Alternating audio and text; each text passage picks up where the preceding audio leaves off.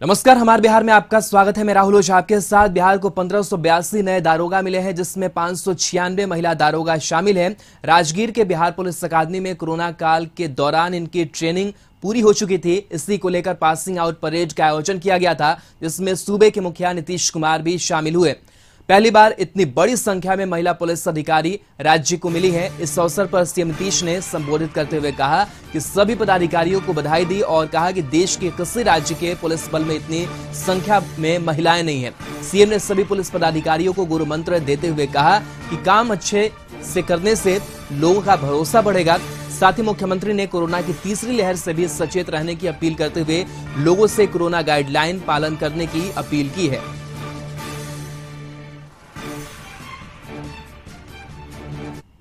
चांद समारोह में 1582 पुलिस अवर निरीक्षक 11 माह के प्रशिक्षण के उपरांत अपने कर्तव्य पथ पर अग्रसर होने के लिए तैयार है। और इसमें खुशी की बात है कि इसमें कुल 596 महिला पदाधिकारी। अब ये मामूली बात नहीं है।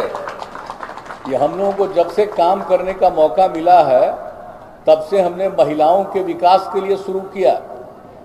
जो सबसे पहले काम मिला तो जो पंचायती राज संस्थाओं में जो हम लोगों ने तय किया कि 50% महिलाओं के लिए आरक्षण होगा।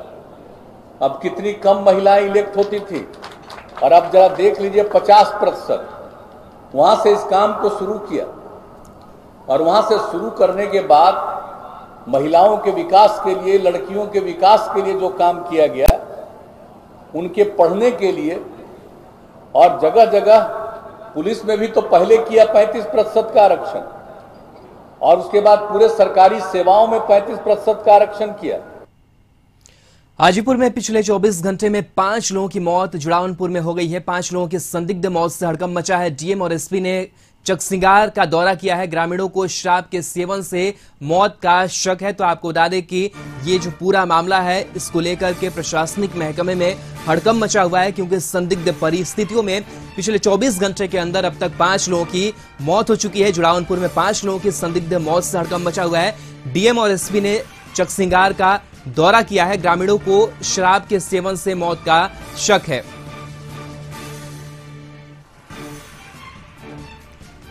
तो आपको बता दें कि इस संदिग्ध मौत के बाद से परिजनों में कोहराम मचा हुआ है, और कहीं ना कहीं जो ग्रामीण हैं वो शक ये जता रहे हैं कि जहरीली शराब के सेवन से इनकी मौत हुई है। हालांकि प्रशासनिक पुष्टि इस बात को लेकर के नहीं हुई है, लेकिन जिस तरीके से ये पूरी घटना सामने आई है, उससे लोगों का रो रो कर बुरा हाल है।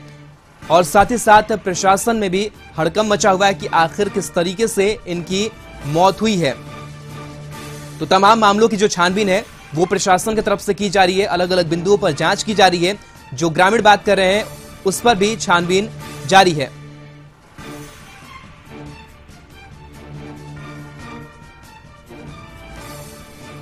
तो हाजीपुर में पिछले 24 घंटे में 5 लोगों की संदिग्ध मौत, और इस मौत के बाद से इलाके में सनसनी फैली हुई है।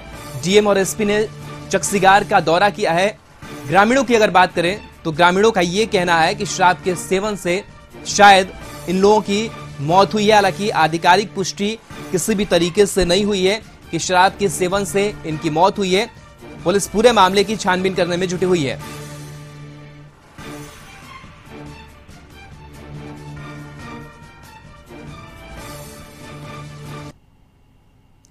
बढ़ते आगे, जातीय जनगणना को लेकर उपेंद्र कुशवाहा ने कहा है कि पीएम से इसको लेकर सीएम नीतीश की मुलाकात हुई है, जल्द कुछ फैसला होगा। कुशवाहा ने कहा कि हम इसको लेकर सकारात्मक हैं। कई लोगों की राय है कि जातीय जनगणना होनी चाहिए। केंद्र की सरकार जल्द इस पर फैसला ले। देखिए, तकनीकी रूप से जो बात प्रचारित की जा रही है कि नहीं संभव है, मुझको लगता है कहीं ना कहीं जानबूझकर यह बात प्रचारित की जा रही है। आज के समय में कौन काम मुश्किल है, और डिजिटल करना है, ये कॉलम तो जोड़ देना है। बाकी जो जनगणना हो रही है उसी में एक जात का कॉलम जोड़ देना है। इसमें कहीं से कोई कठिनाई नहीं है। आज अगर डिसीजन हो जाए भारत सरकार का, तो यह काम बिल्कुल आसानी से करना संभव हो जाएगा। इसमें कहीं कोई कठिनाई नहीं।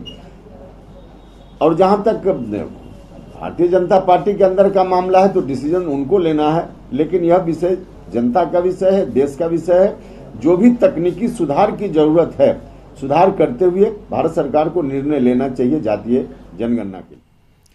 जेडीयू संसदीय बोर्ड के अध्यक्ष उपेंद्र कुशवाहा के बयान पर बीजेपी कोटे से मंत्री सुभाष सिंह ने कहा कि जातीय जनगणना उचित नहीं है। दरअसल कुशवाहा ने कहा था कि जातीय जनगणना नहीं कराने से नुकसान होगा। वहीं जेडीयू विधायक गोपाल मंडल के बयान पर उन्होंने कहा कि विधायक पर कार्रवाई होनी तय है।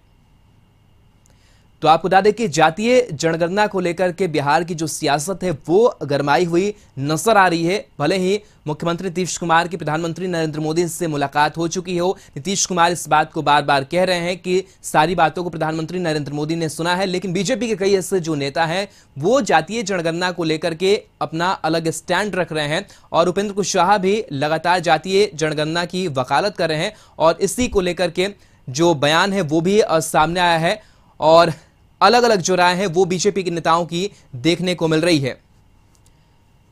तो जातिगत जनगणना पर मंत्री बीजेपी कोटे से मंत्री हैं, उनका बयान सामने आया है और उन्होंने उपेंद्र कुशवाहा के बयान पर अपनी प्रतिक्रिया दी है।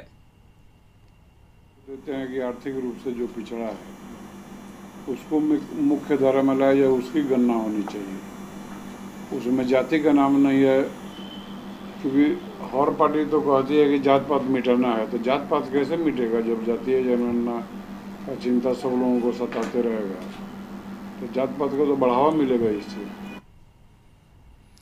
जातीय जनगणना पर कुशवाहा के बयान के बाद बिहार की सियासत गरमाई हुई है। खासकर बीजेपी ने उनके बयान को हाथों हाथ ले लिया है और लगातार पलटवार किया जा रहा है। मंत्री प्रमोद कुमार ने उन्हें नसीहत देते हुए कहा है कि पीएम के फैसले का इंतजार करिए। मुख्यमंत्री और माननीय प्रधानमंत्री महोदय का इस पर वक्तव्य आ गया है और उनके पास प्रतिनिधिमंडल मिल गया है, तो थोड़ा धैर्य रखकर निर्णय की प्रतीक्षा करना चाहिए। राजनीतिक के जो भी विशेषज्ञ हैं वो माननीय प्रधानमंत्री का निर्णय का प्रतीक्षा करना चाहिए, खुलचुल काम नहीं करना चाहिए। जातीय जनगणना पर जारी सियासत के बीच पूर्व सीएम जीतन राम मांझी ने एक ट्वीट कर इसका समर्थन किया है। मांझी ने अपने ट्वीट में जातीय जनगणना का विरोध करने वालों पर निशाना साधा है। उन्होंने कहा है कि जो जातिगत जनगणना का विरोध कर रहे हैं वो असल मायने में संविधान और बाबा अंबेडकर के विरोधी हैं। मांझी ने आर्थिक आधार पर आरक्षण का विरोध किया है।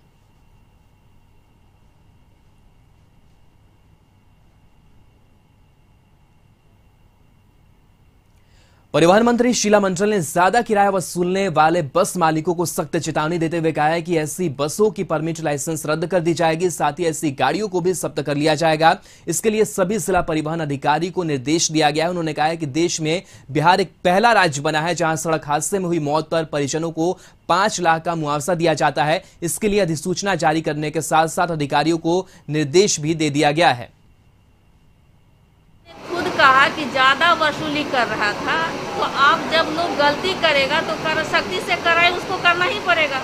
इसी के तहत हम लोगों ने आदेश दिया है कि उसको सख्ती से कराई करना है। जो लोग बस वाले लोग अधिक भाड़ा लेते हैं उसका तो लाइसेंस परमिट भी रद्द करना है, जुर्माना भी करना है, बस को भी जब्त कर लेना है। मुआवजा मिलेगा 5 लाख तक की राशि, और जो घायल होंगे उसके लिए भी कुछ राशि की व्यवस्था की गई है। कि जहाँ तक शुरू की बात है, आप लोग पता होगा कि ये कैबिनेट से पास हो चुका है और अभी 15 सितंबर से देखिए, आपने खुद कहा कि ज्यादा वसूली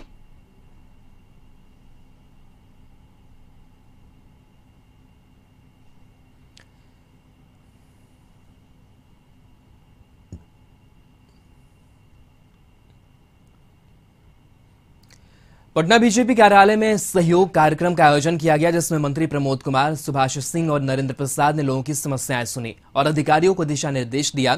एक फरियादी ने हाजीपुर में राम जानकी मंदिर की जमीन पर अतिक्रमण की शिकायत की, जिसके बाद मंत्री ने डीएम को निर्देश दिया।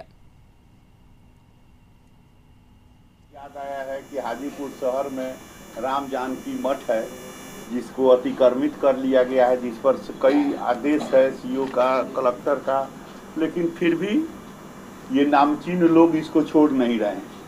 तो मैंने जिलाधिकारी को निर्देशित किया है कि चाहे जितना भी बड़ा नामचीन लोग हो, मठ मंदिर के साथ छेड़छाड़ न करें। ये नेशनल प्रॉपर्टी। बिहार में सभी पार्टियां जनता दरबार लगा रही हैं। बीजेपी के बाद जेडीयू ने भी जनता दरबार शुरू किया, जहां अलग अलग दिन अलग अलग विभाग के मंत्री लोगों की फरियाद सुनते हैं, जिसमें काफी संख्या में लोग पहुंचते भी हैं और अपनी समस्या मंत्रियों के सामने रख कहते हैं। हमारे संवाददाता मरगूब आलम ने लोगों से बात की, जरा सुनिए उन्होंने क्या कुछ कहा है। जनता के दरबार में मुख्यमंत्री का कार्यक्रम तो चल ही रहा था, उसके बाद बीजेपी ने सहयोग कार्यक्रम किया, उसके बाद जनता दल ने भी यहाँ जनता दरबार लगाया। लेकिन निश्चित तौर पर हम लोगों से बात करेंगे कि आखिर इस कार्यक्रम का लोगों को कितना फ़ायदा हो रहा है और किस तरह के शिकायतें यहाँ पहुँच रही हैं। इस समय हम कह सकते हैं कि जनता दल के जनता दरबार में है, जहाँ शीला मंडल बैठी हुई हैं और भी मंत्रियों को आना है। हम कुछ लोगों से बात करेंगे कि आखिर कहाँ से आए हैं और किस तरीके से क्या शिकायतें हैं। आपको क्या लगता है कि इस तरीके के जो जनता दरबार से क्या फ़ायदा हो पाता है? कहाँ से आए हैं? बछवाड़ा से आए हैं। क्या है प्रॉब्लम? समाज कल्याण मंत्री जी से मिलना है, आंगनबाड़ी से संबंधित मामला है। क्या उसमें नियम का अवहेलना किया गया, मुखिया सरपंच के आदेश पर करा, नियमावली को विधिवत जो है सो हटा दिया। नियम आशा है कि जनता दरबार में काम होगा? आशा तो है। आप कहाँ से आए? वहीं से बछवाड़ा मनसूचक ब्लॉक से है। निश्चित तौर पर कह सकते हैं कि यहाँ शीला मंडल बैठी हुई हैं और कई मंत्रियों को भी आना है और कह सकते हैं कि जनता दरबार जो है वो शुरू हो गया है। लोगों का कहना है कि कहीं ना कहीं जिस तरीके से ये जनता दरबार लगाया गया है, निश्चित तौर पर इसका फ़ायदा लोगों को मिलेगा। लेकिन देखना पड़ेगा कि शायद लगातार सभी पार्टियां अब मंत्रियों के द्वारा अपना अपना जनता दरबार लगा रही हैं। पहले मुख्यमंत्री के जनता के दरबार में मुख्यमंत्री का कार्यक्रम हुआ, उसके बाद सहयोग हुआ, उसके बाद कह सकते हैं कि कई और कार्यक्रम हुए। हम बात करेंगे, कहाँ से आए हैं? हम पटना से आए हैं। पटना। हाँ, क्या है? हम लोग का बीपीएससी का मामला है। बीपीएससी में हुआ है क्या कि 48 से 52 से लेकर 15 साल का एग्जाम 4 बार में निपटा दिया। इसलिए हम लोग मुख्यमंत्री दरबार में पिछले 2 तारीख को गए। काम होगा। मुख्यमंत्री जी आश्वासन भी दिए, देखिए वीडियो भी है, लेकिन अभी तक कुछ हम लोगों को उसकी जानकारी नहीं है। इसीलिए मंत्री महोदय से मिल के थोड़ा सा पता करवाना चाहते हैं कि आगे क्या हो रहा है। निश्चित तौर पर सभी लोग की अपनी अपनी बातें हैं। बीपीएससी को लेकर भी कुछ लोग आए हुए हैं। अब देखना पड़ेगा कि कहीं ना कहीं जो जनता दरबार लगाया गया है, शायद इसका जनता को और कार्यकर्ताओं को कितना फायदा हो पाता है। मरगूब आलम, कोशिश न्यूज़ पटना। समाज कल्याण मंत्री मदन सहनी ने कहा है कि राज्य के आंगनबाड़ी केंद्र जल्द खोले जाएंगे। इसके लिए आपदा प्रबंधन विभाग से संपर्क किया जा रहा है। उनसे पूछा गया कि लगातार शिकायतें आ रही हैं, तो उन्होंने कहा कि शिकायतों का निपटारा भी हो रहा है और अधिकारियों को शिकायतों के निपटारे के लिए विशेष निर्देश दिए गए हैं। कोरोना काल में 1 साल से ज़्यादा से सभी केंद्र बंद है। अब जब सभी कुछ सामान्य होने जा रही है, तो आपदा प्रबंधन समूह और माननीय मुख्यमंत्री जिस पर निर्णय लेंगे, तो केंद्र भी अब हम लोग उसको शुरुआत करेंगे बहुत जल्द। और जो शिकायत आ रहे हैं उसका निपटारा भी हो रहा है। आज भी जो मामला आया है हम लोग के संज्ञान में, उसको हम लोग तुरंत जो संबंधित विभाग के पदाधिकारी को कह दिए हैं और उसका निराकरण भी बहुत जल्द हो जाएगा। और रही बात आंगनबाड़ी केंद्र का, तो उसके सफल संचालन के लिए हम लोग हमेशा प्रयत्नशील रहते हैं और उसके लिए समीक्षा भी करते हैं। हर हाल में अच्छे तरीके से आंगनबाड़ी केंद्र चलेंगे। ऊर्जा मंत्री विजेंद्र यादव ने कहा है कि स्मार्ट मीटर पूरे राज्य में लगाए जाने को लेकर दिशा निर्देश जारी किया गया है और 2 साल के अंदर पूरे राज्य में स्मार्ट मीटर लगा दिया जाएगा। उन्होंने कहा कि बाढ़ से ऊर्जा विभाग को भी क्षति हुई है, उसका आकलन किया जा रहा है। कुछ इलाकों में लगातार कट रही बिजली पर उन्होंने कहा कि अभी का मौसम बिजली के लिए सबसे ज्यादा खतरनाक है।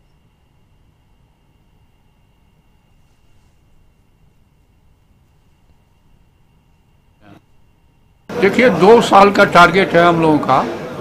हम लोग इसको तेजी से कर रहे हैं। 2 साल में सब पूरे बिहार में कोशिश करेंगे। I will try my best. हो सकता है कुछ एक्सटेंशन हो, कुछ टाइम लगे, क्योंकि बिहार की तो अपनी परिस्थिति है ना।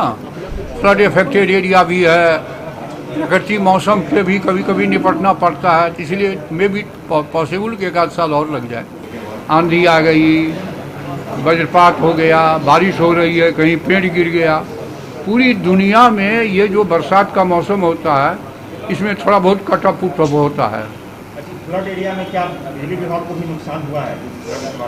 निश्चित रूप से नुकसान होना स्वाभाविक है, इसमें कौन अनहोनी बात है। इसके आकलन हो रहे हैं, कुछ प्रतिवेदन दिए भी गए हैं। मरम्मती का तो कब तक जो क्षति हुआ? जितना जल्दी संभव होता है मरम्मती कर दी जाती है। बिहार में अनलॉक 6 के तहत अब धार्मिक स्थल खोलने की भी इजाजत दी गई है। लिहाजा सुबह सुबह पटना के महावीर मंदिर में लोग पूजा पाठ करने पहुंचे। 138 दिन बाद मंदिर खुलने से पंडितों और श्रद्धालुओं में खुशी देखी जा रही है। बंद हुए मंदिर आज से खोल दिए गए हैं। पूरे बिहार में जो दूसरे चरण का कोरोना काल शुरू हुआ उसके 138 दिनों बाद जो है मंदिर के पट आज से खोल दिए गए हैं और इस आदेश के साथ मंदिरों में जो लोगों की आने की अनुमति है वो दे दी गई है। सुबह से ही जो है मंदिरों में, खासकर जब से ये आदेश निकला कल शाम के बाद से ही जो है मंदिरों में लोगों के आने की अनुमति के बाद जो है व्यवस्थाएं बना दी गई हैं और जो भी साफ सफाई, कोरोना प्रोटोकॉल, इन तमाम चीज़ों का जो गाइडलाइन जारी किया गया उन तमाम चीज़ों को जो है मंदिर परिसर में, पटना का प्रमुख महावीर मंदिर जो लोगों के लिए जो कहा जाता है कि एक बहुत ही प्रमुख मंदिर के रूप में माना जाता है और यहाँ की अगर बात करें तो जो भीड़ उमड़ती थी उस भीड़ को देखते हुए जो है जो मंदिर की तरफ से तैयारियां की गई है कि कैसे कोरोना का प्रोटोकॉल लागू करते हुए जो है यहाँ पे लोगों को आने की अनुमति दी जाएगी। तमाम तरह के जो नियम है उनसे पालन होगा। आचार्य किशोर कुणाल जी हमारे साथ है जो मंदिर के मुख्य संरक्षक के रूप में है। उन्हीं से हम जानते हैं कि जो आदेश सरकार ने जो जारी किया उसको लेकर लोग जो मंदिर में आएंगे उनकी तैयारी किस तरह से, क्योंकि भीड़ बहुत ज़्यादा मंदिर में आएगी क्योंकि बहुत दिन बाद 138 दिन बाद मंदिर को खोला गया है और लोगों की जो भीड़ उमड़ेगी उसे कैसे कंट्रोल किया जाएगा सर? अब देख रहे हैं सुरक्षा कर्मी तैनात हैं।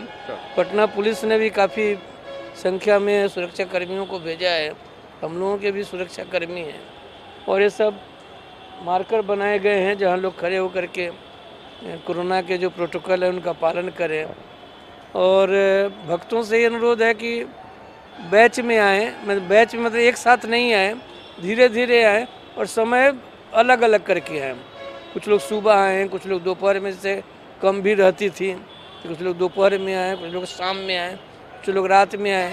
इससे क्या है कि भीड़ कम हो जाएगी। मंदिर खुला, बहुत खुशी हो रहा है। आज मेरा बर्थडे भी है, मतलब एक्सपेक्टेशन नहीं था कि इतना जल्दी खुल जाएगा, बट खुल गया तो बहुत अच्छा लग रहा है। दर्शन भी हो गया। सोशल डिस्टेंस का पालन करते हुए देखिए इतने दूरी पर जो लोग खड़े हैं, नज़दीक नहीं है और इन तमाम लोगों को देखने के लिए जो है लोग, पुलिस, सुरक्षा कर्मी, तमाम लोग खड़े हैं कि लोग ज़्यादा नज़दीक ना आए, ज़्यादा नज़दीक आकर बात ना करें।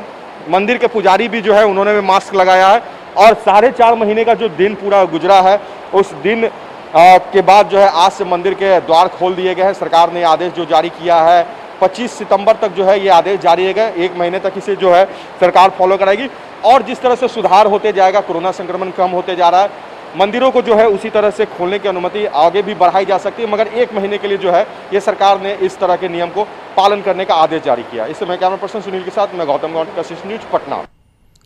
बिहार में अनलॉक 6 की घोषणा के बाद मंदिर अब खुल गए हैं। आरा के रमना मैदान स्थित हनुमान मंदिर को काफी आकर्षक तरीके से सजाया गया है और विधिवत रूप से पूजा पाठ करने के बाद आम श्रद्धालु मंदिर का पट खोल दिया गया है।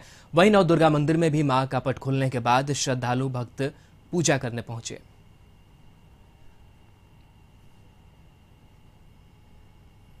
तो बिहार के सभी धार्मिक स्थल अब खुल गए हैं। बोधगया मंदिर भी बौद्ध श्रद्धालुओं और पर्यटकों के लिए खोला जाएगा। महाबोधि मंदिर और अन्य मंदिर के खुलने से लोगों के चेहरे पर मुस्कुराहट लौटी है। मंदिर खुलने से पहले बोधगया में सुरक्षा बढ़ा दी गई है। जानकारी के मुताबिक मंदिर के 1 किलोमीटर के दायरे में जगह जगह सीसीटीवी लगाए गए हैं। भगवान बुद्ध की ज्ञान भूमि की धरती पर हम हैं। ये महाबोधि मंदिर है। काफ़ी दिनों से लॉकडाउन में महाबोधि मंदिर को बंद किया गया था और सरकार की जो गाइडलाइन आई है वो आज से खुलना था और लोगों की आज उम्मीद है कि मंदिर आज खुलेगी। लेकिन बीटीएमसी सूत्रों से जानकारी मिली है कि आज तैयारियां करने का पूरी वो जिम्मेदारी लिए कि आज मंदिर को बेहतर तरीके से तैयारी करेंगे और जो कमियां हैं वो दूर करेंगे और कल से आम श्रद्धालुओं के लिए मंदिर को खोल दिया जाएगा। जो सरकार की गाइडलाइन है उसके अनुकूल व्यवस्था की जा रही है। और बाहर में हम आपको दिखा दें कि तमाम जो काउंटर थे बीटीएमसी का वो आज बंद है क्योंकि मंदिर आज खुली नहीं है, जिसके लेकर कई लोगों के द्वारा ये चर्चाएं की जा रही है कि मंदिर आज खुलने का समय सरकार से निर्धारित की गई है और सरकार की जो गाइडलाइन है, अखबार है, विभिन्न खबरों में ये दिखाया गया है कि मंदिर आज खुलेगी। लेकिन बहुत सारे श्रद्धालु यहाँ पर पहुँचे थे मंदिर देखने के लिए, भगवान बुद्ध के दर्शन करने के लिए, जो निराश होकर वापस लौट रहे हैं। बाहर में हम आपको दिखा देंगे कि किस प्रकार श्रद्धालु आ रहे हैं, जा रहे हैं वे बाहरी हिस्से का। और था पर खुला नहीं। तो हम जाने क्या क्या आपको जानकारी आती, कहाँ से? नहीं, जानकारी हमें मिला था कि मंदिर खुलने वाला है पर मंदिर खुला नहीं है। इसलिए थोड़ा सा हम टूरिस्ट लेके आते हैं तो उनको काफ़ी प्रॉब्लम हो रहा है। बाहर से आते हैं लोग, दर्शन नहीं होता है तो मन दिल खुश नहीं रहता है। कहाँ से आप आए हैं? हम आए हैं गया से लेकर टूरिस्ट को। कहाँ के? ये बंगाल का रहने वाले हैं। ये बंगाल के रहने वाले हैं और लोगों को उम्मीद थी कि मंदिर आज से खुलेगी। लखीसराय में पुलिस को बड़ी सफलता हाथ लगी है। पुलिस ने हार्डकोर नक्सली भतन कोड़ा को चानन के कछुआ जंगल से गिरफ्तार किया है। गिरफ्तार नक्सली भतन कोड़ा नक्सली संगठन के शीर्ष नेताओं का करीबी था। एसपी अभियान अमृतेश कुमार ने बताया कि पंचायत चुनाव को लेकर एसपी सुशील कुमार ने नक्सलियों के खिलाफ कार्रवाई करने की बात कही थी। छापेमारी के दौरान यह सफलता हाथ लगी है। एसपी ने बताया कि गिरफ्तार नक्सली पर साल 2013 में कुंदर हॉल्ट पर धनबाद पटना इंटरसिटी ट्रेन पर हमला कर 3 आरपीएफ जवान की हत्या और हथियार लूटने का आरोपी है। हाल के दिनों में इसकी सक्रियता और भी ज्यादा बढ़ गई थी।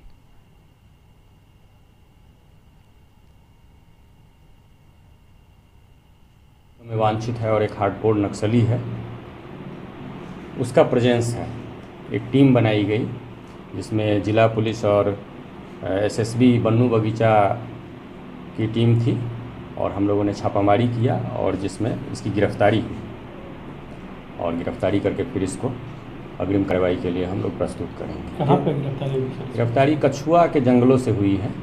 कछुआ के पास हम लोगों ने इसे गिरफ्तार किया और इस पे 2 केस अभी तक पता चला है और बाकी हम लोग छानबीन कर रहे हैं। काफी दिनों तक बैकफुट पर चले गए नक्सलियों ने एक बार फिर जमुई में अपनी उपस्थिति का एहसास लोगों को करा दिया है। बीती रात नक्सलियों ने 2 लोगों को गोलियों से छलनी कर हत्या कर दी। मृतक की पहचान चकाई थाना क्षेत्र के बोंगी इलाके के अर्जुन हेम्ब्रम और चतुर हेम्ब्रम के रूप में की गई है। मृतक दोनों आपस में पिता पुत्र हैं। नक्सलियों ने घटनास्थल पर पर्चा भी रख छोड़ा था जिस पर दोनों पर पुलिस मुखबिर होने का आरोप लगाया है। बता दें कि पहले दोनों पुलिस में एसपीओ के रूप में काम किया करते थे। पुलिस की माने तो घटनास्थल का इलाका नक्सली सिद्धू कोड़ा का कार्यक्षेत्र रहा था, लेकिन उसकी मौत के बाद इस इलाके में पिंटू राणा का कार्यक्षेत्र हो गया। एसपी अभियान ने बताया कि इस हत्या में पिंटू का हाथ नहीं है बल्कि जेल से छूट कर आए कुछ नक्सली और झारखंड इलाके के कुछ नक्सलियों ने एक नया गिरोह बनाकर घटना को अंजाम दिया है। घटनास्थल से भारी मात्रा में AK-47 और इंसास का खोखा बरामद किया गया है। फिलहाल नक्सलियों के खिलाफ सर्च अभियान शुरू कर दिया गया है। विगत रात जो है लगभग 11 बजे कुछ शरारती तत्व जो कि नक्सल के नाम पे यहाँ पे इस गाँव में आए। पूर्व में वो नक्सली रहे हैं, आए और अर्जुन हेम्ब्रम और चतुर हेम्ब्रम को घर से निकाला। ये 12 जोर गांव पड़ता है, चकाई थाना का जो है बोंगी पंचायत के अंतर्गत आता है। उनको घर से निकाला और मुखबिर के नाम पे जो है उनको गोली मार के हत्या कर दी। साथ में कुछ पर्चा फेंका है उन्होंने। यहाँ इस इलाके में अभी तक कोई बहुत मतलब जो है सिद्धू कोड़ा के मृत्यु के बाद से कोई ऐसा नक्सली संगठन की सूचना प्राप्त नहीं है। बगा के दीनदयाल नगर पर यात्रियों से भारी नाव गंडक नदी में डूब गई। सूचना के बाद प्रशासन की टीम गंडक नदी के आसपास के घाटों पर रेस्क्यू ऑपरेशन चला रही है। बगा एसडीएम के मुताबिक नाव पर 19 लोग सवार थे जिसमें 14 लोगों को बचा लिया गया है जबकि 5 अब भी लापता हैं। बताया जाता है कि भैंस को लाद दिया गया था जिसकी वजह से नाव अनियंत्रित होकर पलट गई।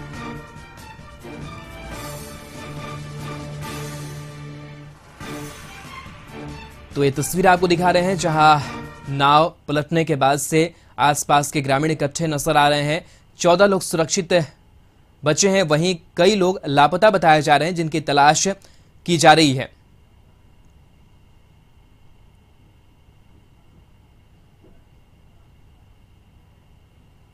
पारस HMRI अस्पताल पटना 8 साल का सफर पूरा करने के उपलक्ष्य में आज प्रेस वार्ता का आयोजन किया। प्रेस कॉन्फ्रेंस में मीडिया से बात करते हुए पारस ग्रुप CEO शंकर नारायण ने बताया कि पारस अस्पताल जब पटना में खुला तो लोगों को स्वास्थ्य के क्षेत्र में कई नई सुविधाएं मरीजों को मिलनी शुरू हुई, जिसमें हृदय, हड्डी, न्यूरोसर्जरी, किडनी, कैंसर जैसे प्रमुख रोगों का इलाज एक छत के नीचे होना शुरू हुआ। राज्य का पहला बोन मैरो और किडनी ट्रांसप्लांट यूनिट पारस अस्पताल में ही शुरू किया गया और आने वाले समय में पारस बेहतर इलाज की सुविधा देने के लिए अपने हॉस्पिटल को आधुनिक भी कर रहा है। साथ ही साथ अभी तक पारस हॉस्पिटल में 40,000 से अधिक सर्जरी की जा चुकी है।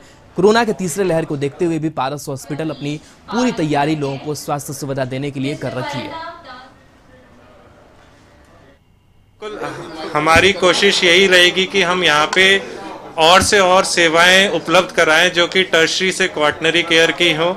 हमारी कोशिश रहेगी कि और ट्रांसप्लांट प्रोग्राम शुरू करें। जैसे मैंने बताया कि हमारा ध्यान एकेडमिक्स की तरफ भी है, तो हम कोशिश करेंगे कि खाली डॉक्टरी ही नहीं बाकी एकेडमिक्स भी स्टार्ट कर पाए। नर्सिंग कॉलेज का हमारा एक बात चल रही है, नर्सिंग कॉलेज स्टार्ट करने की बात चल रही है।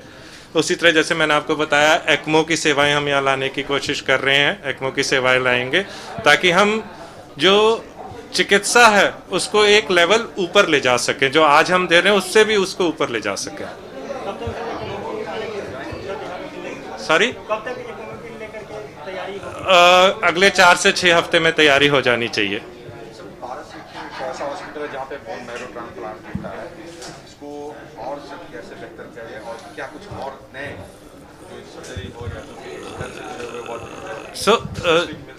जैसे मैं बता रहा था कि अभी हम न्यूरो सर्जरी में नई टेक्निक्स लेके आ रहे हैं। इसके साथ इस बुलेटिन में इतना ही। नमस्कार।